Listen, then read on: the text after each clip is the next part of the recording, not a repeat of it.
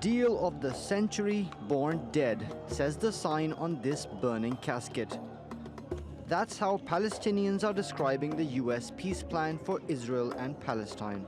It's being spearheaded by President Donald Trump's son-in-law Jared Kushner and his advisor on Israel, Jason Greenblatt. Many Palestinians say this team can't deliver an acceptable solution.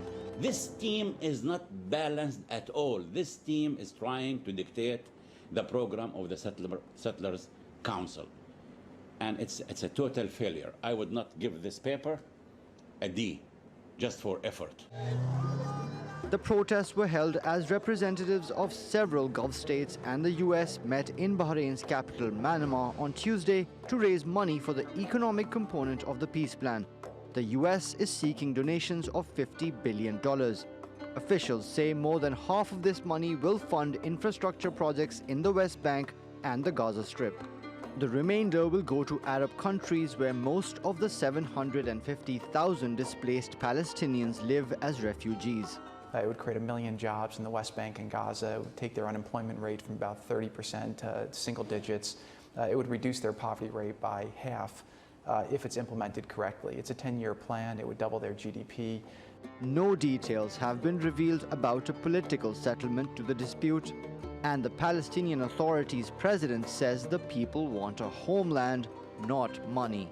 When they say we want to give the Palestinians an amount of money, who are the Palestinians? They should have an entity, a statehood. So you need to first recognize the state. Then after that you can say that this state needs this and that. Unlike previous presidents, Trump has supported the expansion of Israeli settlements in the Golan Heights, and in October, he moved the US Embassy in Israel to Jerusalem. These policies have increased distrust between the Palestinians and the US and Israel, which may not be bridged by money. Mobin Nasir, TRT World. And for more on this, Hafed Al-Ghwell joins us now from Washington. He's a senior fellow at the Foreign Policy Institute at Johns Hopkins University. Welcome to Money Talks, Hafed. Let's start with the centerpiece of this economic plan, and that's this $50 billion global fund that's supposed to be invested in the Palestinian territories and in neighbouring countries over 10 years to boost economic growth. Will it work?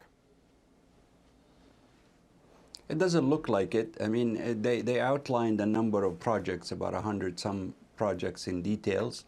They've also spoke about the $50 billion. They also spoke about the potential for doubling the GDP and also creation of about 1 million jobs. The problems are really more political than economic. The issue is, it seems that now the United States has moved from the old formula of land for peace to now basically saying money for land. They're trying, in a sense, to bribe the Palestinians to accept a peace settlement, which is not clear. They still have not come up with the political vision that they're talking about, which has, everything depends on that, to be honest. And they're saying that they're going to delay that until after the elections in Israel.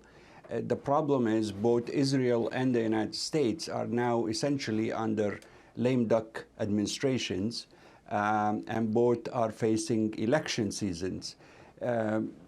What will happen within a year after the American elections and after the Israeli elections is not clear. And will any new American administration continue on this process? Yes, now let's look at some of the claims that Jared Kushner has made. As you say, he's promising that this plan will create around 1 million jobs for Palestinians.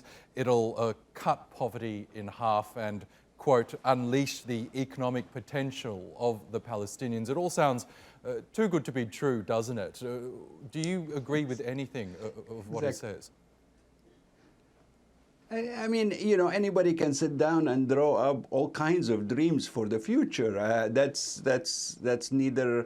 That's not something you can count on. The reality is the United States has, over the last couple of years, has demonstrated on the ground that it is not really interested in the welfare of Palestinians. It has abandoned the American traditional position and international position by recognizing Jerusalem as the capital of Israel.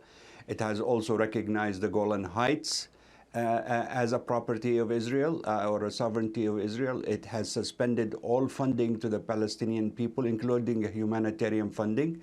It has withdrawn from its support to UN agencies like UNRWA that supported the Palestinians over decades. So all indications is the United States is not really interested in the Palestinian welfare.